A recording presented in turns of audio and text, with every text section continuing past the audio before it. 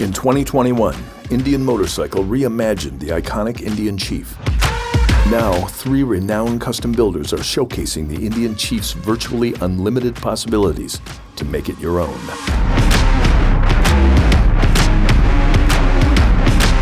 My motocross career was definitely a character builder for me. I turned pro at 17 years old. I wasn't a factory rider as a racer. I traveled the country in an old beat-up Ford van with a couple of clapped-out bikes in the back and did the entire Supercross series and Outdoor National series on my own. Working with my hands, being my own mechanic on the Supercross circuit, which led into freestyle motocross. When you're 17 years old and you leave home with a credit card and a calling card and you're gone for 6 months straight, it's time to grow up or step aside.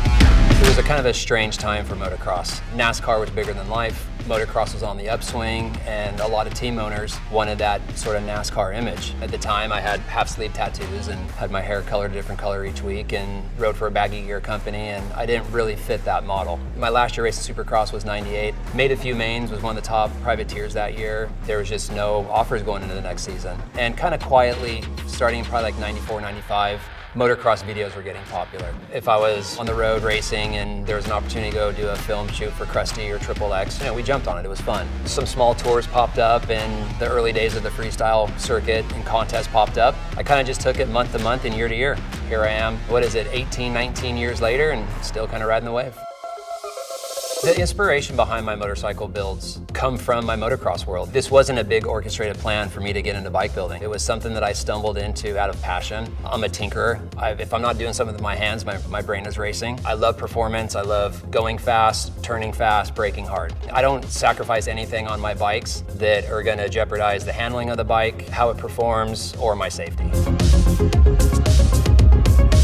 I think there was a little bit of hole in their lineup. The Scout was great, but to make that leap from the Scout up to the older Chief or a Chieftain or a Bagger, it can be a little overwhelming. So when I heard that this bike was coming out and the fact that they were sticking to some of the older aesthetics, the dual shock, the triangular frame, steel frame, I was really, really excited to see what the end product was. The stance of the bike, how the bike handles, the power.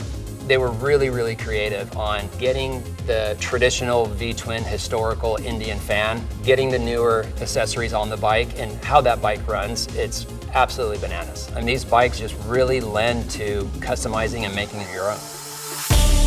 Jon is an artist. He's an actor. He channels his character and he performs his art. And it was really fun doing this project with him because I got to know Jon both prior and through the build process and take his influences and what he's interested in and try to make that a mirror of his motorcycle. I think it's kind of helpful. Me and him are about the same height and size, so I was able to kind of size the bike up myself, and I just wanted him to fit in that bike like a glove.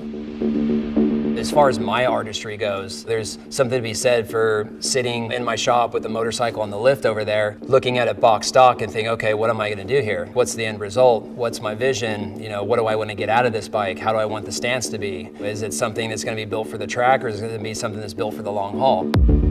So kind of starting from the visual side, Airtrix, who does all my paint, did the paint scheme on it. We wanted to keep it classic, not too busy. We did a little bit of a mixture of satin gloss and a little bit of red striping. Getting into the chassis of the motorcycle, I went with a 1-inch taller rear piggyback shock from Fox. Those piggybacks work amazing, especially on these pretty beat up California roads. Raised the front of the motorcycle just a little bit, about a 1/2 inch, kind of helped level the bike out. Did San Diego Customs wheels. It actually has an 18-inch rear wheel, so it's a little less tire, so it kind of fills out that wheel well quite a bit. I really like the Saddleman seat because it just fits like a pocket. Eventually, as he gets comfortable, he can throw a passenger on it. From there, it goes to the handlebars. Again, I'm a big fan of performance, so went with Behringer controls, clutch perch, front brake master cylinder, ODI bars and grips, kind of like that motocross feel to it. Rose the handlebars up from the stock position probably about 3 inches using the Kraus risers and bar clamps. Getting down to the bike on the lower side, did a big brake upgrade, did Behringer front and rear calipers as well as rotors, did Galfer wave rotors on them, so that way it's just literally one finger touch on the brakes. Wrapped everything up in Dunlop tires, Fab 28 exhaust. The 2-into-1 I'm a big fan of. Not only does it open up the flow of the motorcycle and give it some more horsepower, for these California roads and people distracted on their phones, it's good to have a loud motorcycle. And then from there, it just buttoned it up with just some small aesthetics. Did Rizoma rear turn signals, brake lights, and front turn signals, kind of cleaning everything up. Drag Specialties license plate bracket that I kind of machined down, drilled out the rear axle so it's like a side mount. The great thing about this motorcycle, aside from just doing a Dynajet tune to it, these things run like a champion. These 116 motors are no joke. So there was next to nothing that I did to the motor other than just do a tune to the exhaust. I'm really happy with the motorcycle. To be honest, this is the first time I've ever built a bike for someone else.